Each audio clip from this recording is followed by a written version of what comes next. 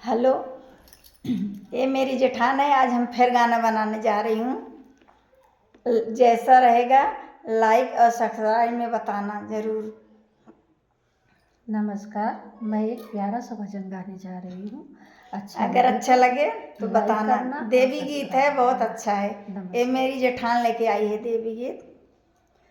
हे राजा दर्शन कराईदा, चला मईहू नगरिया। ये राजा दर्शन कराईदा, चला जम्मू नगरिया। जम्मू नगरिया हो माई के भवनवा, जम्मू नगरिया हो लाई के भवनवा। ये राजा दर्शन कराईदा, चला जम्मू नगरिया। हे राजा दर्शन कराईदा, चला जम्मू नगरिया। मंदिर में तो भीड़ मची है, अंदर दम घुटता है। मंदिर में भीड़ मची है, अंदर दम घुटता है। हे रानी मन में मनाइला, मैया बहुत सयानी। ए मैया मन में मनाइला, मैया बहुत सयानी।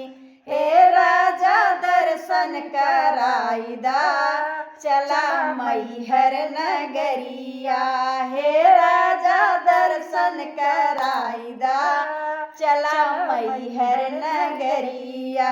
मैहर नगरिया हो मैहर नगरिया, मैहर नगरिया हो मई के चरनिया। हे राजा दर्शन कराईदा, चला मैहर नगरिया। हे राजा दर्शन कराईदा, चला मैहर नगरिया। माता रानी दूर बसी है, लंबा सफर जमता है। माता रानी दूर बसी है, लंबा सफर न जमता है। रानी मन में मनाइला, मैया बहुत सयानी। हे रानी मन में मनाइला, मैया बहुत सयानी।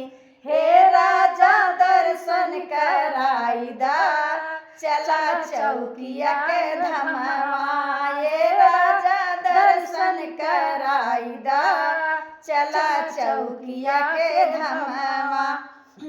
चौकिया के धमवा हो चौला